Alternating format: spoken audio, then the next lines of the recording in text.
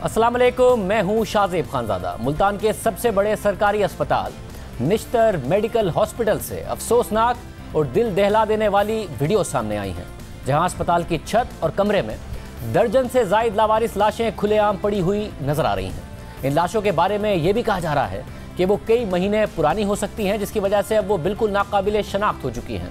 मुल्तान से ये अफसोसनाक खबर 2 दिन पहले सामने आई, जब वज़ीर आला पंजाब के तर्जुमान तारिक जमान गुज्जर ने निश्तर अस्पताल का खुद दौरा किया और दौरे के दौरान उन्हें एक शख्स ने मुखबरी दी कि अगर आपने अल्लाह की तरफ से कोई नेक काम करना है तो अस्पताल की छत का दौरा करें।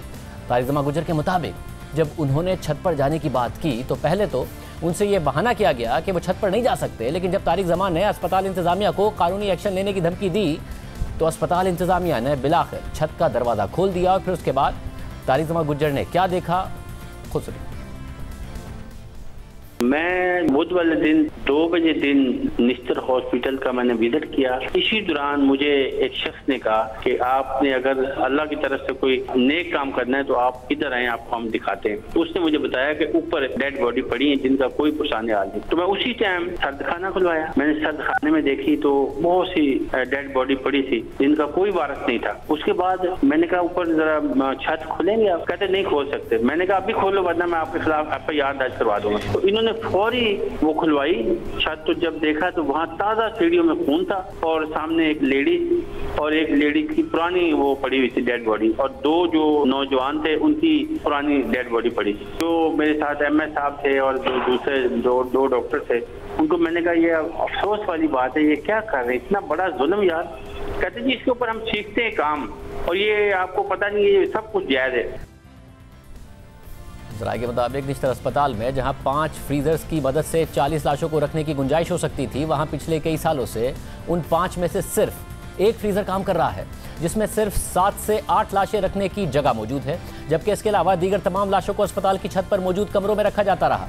यह खबर सामने आने के बाद अस्पताल इंतजामिया और सूबाई हुकूमत भी हरकत में आ गई है और इस हवाले से निश्तर अस्पताल के वाइस चांसलर ने 3 रुकनी इंक्वायरी कमेटी तश्कील दे दी है, जबकि सेक्रेटरी हेल्थ साउथ पंजाब ने इस हवाले से 6 रुकनी कमेटी तश्कील दे दी है। जबकि इस हवाले से सूबाई वजीर सेहत डॉक्टर यास्मीन राशिद ने जियो न्यूज़ से बात करते हुए बताया कि लाशों की इस तरह से बेहुरमती की इजाज़त नहीं दी जा सकती।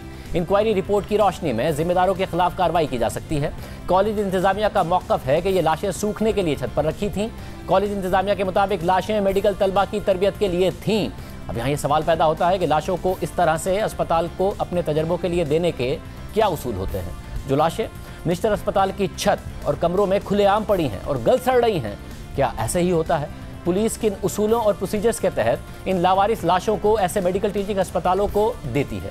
इन लाशों की शनाख्त और उनके वुरसा की तलाश के लिए कितना अरसा मुख्तस होता है? कोई भी अस्पताल किसी भी लाश के साथ अपने तजर्बे के बाद इसके साथ कैसा सलूक करने का पाबंद होता है?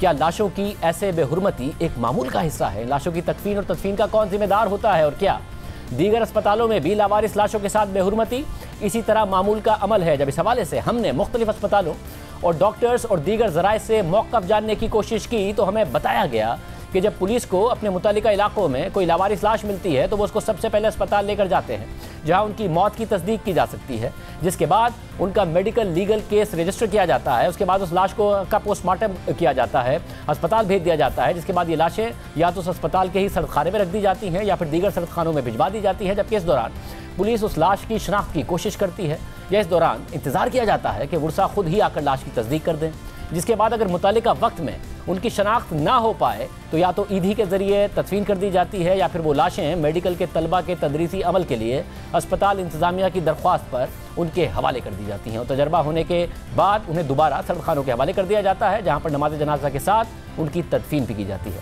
मुल्तान के निश्तर अस्पताल के वाक़े पर city police officer Multan Khurram Shahzad का कहना है कि लावारिस लाशों की तदफीन निश्तर अस्पताल का काम है। CPO मुल्तान के मुताबिक दफ़ा 174 की कार्रवाई के बाद लावारिस लाश निश्तर अस्पताल के सर्दखाने में रखी जाती है। पुलिस का सर्दखाने में लाश रखवाने के बाद कोई अमल दखल बाकी नहीं रहता। कानून के मुताबिक लावारिस लाशें अस्पताल में रखवाने की पुलिस पाबंद है। उनका कहना था कि लाशों को कितना अरसा रखना और उनका क्या करना है ये अस्पताल इंतजामिया का काम है। अगर कोई वारिस आ जाए तो कानूनी कार्रवाई के बाद अस्पताल इंतजामिया लाश हवाले कर देती है। लेकिन अस्पताल इंतजामिया की जानिब से बिल्कुल मुख्तलिफ मौक़िफ़ सामने आया है। इस हवाले से अस्पताल की एनाटमी डिपार्टमेंट की सरबराह प्रोफेसर डॉक्टर मरियम अशरफ का कहना है कि ये एक रूटीन प्रोसीजर है जो कि डिकम्पोज हुई लाशों के साथ होता है, और क्योंकि ये लाशें इतनी डिकम्पोज हुई होती हैं तो इनको सर्द खानों में भी नहीं रख सकते।